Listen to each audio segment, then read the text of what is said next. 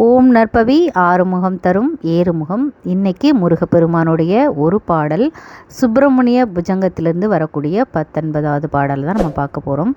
இந்த பாடலை நம்ம பாடுவதால் என்ன பலன் அப்படின்னா, நம்ம எல்லாருக்குமே தெரியும், இப்போ இந்த பிறவியில் நம்ம அனுபவிக்கிற இன்பமோ துன்பமோ அது கடந்த பிறவியில் நாம் செய்த நம்முடைய கர்மாவின் பலன்தான். அப்போது அந்த கர்மா நம்மளை விட்டு நீங்கணும், நம்ம அதிலிருந்து காப்பாற்றி கொள்ளணும் அப்படின்னா முருகப்பெருமானுடைய பாடல்களை பதிகங்களை நாம் பாராயணம் செய்தால் நமக்கு அது குறையும். ஆனால் நம்ம கர்மாவை அனுபவித்து தான் தீர வேண்டும். ஆனால் அதில் நம்ம இந்த முருகப்பெருமானை வணங்கி அவருடைய பதிகங்களை நம்ம பாடும்போது அதனுடைய பாதிப்புகள் நமக்கு குறையும். அதிலிருந்து வெளியே வரக்கூடிய ஒரு சக்தியை, அதை தாங்கி கொள்ளக்கூடிய மனப்பக்குவத்தை, அதை சமமாக பார்க்கக்கூடிய மனநிலையை முருகன் நமக்கு தருவார். என்னை பொறுத்த வரைக்கும் நான் கேட்டிங்க அப்படின்னா, என்ன கஷ்டம் வந்தாலும் நம்ம அனுபவித்து தீர்வது நல்லது. ஏன்னா நம்மளுடைய மனம் சமநிலையாக இருந்தால் இன்பத்தையும் துன்பத்தையும் ஒரே மாதிரியாக பார்க்க ஆரம்பிக்கும். அப்போ முருகப்பெருமானுடைய நம்ம என்ன வேண்டணும்? அவரே கதி என்று அவரிடம் சரணாகதி அடையும் போது நமக்கு எல்லாமே சுமூகமாக முடியும். ஸோ இந்த பாடலை தினமும் நீங்கள் பாராயணம் பண்ணுங்கள். உங்களுடைய கர்மாவின் பலனை நீக்கக்கூடிய அற்புதமான பதிகம். இந்த பாடலை தினமும் படிக்க படிக்க உண்மையாக முருகப்பெருமானுடைய அருள் உங்களுக்கு கிடைக்கும்.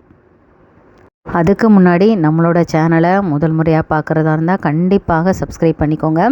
கந்தன் வழி அப்படிங்கிற நம்மளுடைய சேனலை முருகப்பெருமானுடைய பல பதிகங்களை நான் அப்லோட் பண்ணியிருக்கேன். கண்டிப்பாக பார்த்து அனைவரும் பலனடைங்க.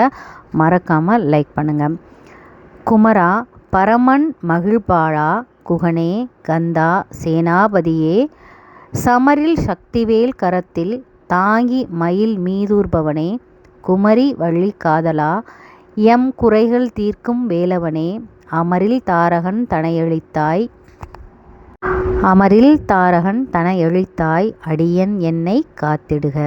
இதனுடைய விளக்கம் என்ன அப்படின்னா, தயாளனே முருகனே என் இந்தரியங்கள் அடங்கி, அதாவது என் ஆசை என் ஐம்புலன்களும் அடங்கி அறிவு மயங்கி உடல் செயல் இழந்து வாயில் நுரை தள்ளி பயத்தினால் உடல் நடுங்கி நான் இறக்கும் தருவாயில் அனாதையாக இருக்கும் என்னை தயவு செய்து விரைந்து வந்து காப்பாயாக.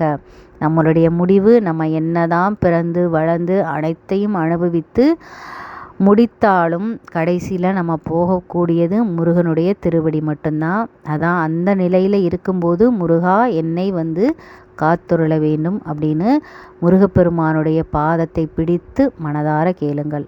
ஓம் நற்பவி.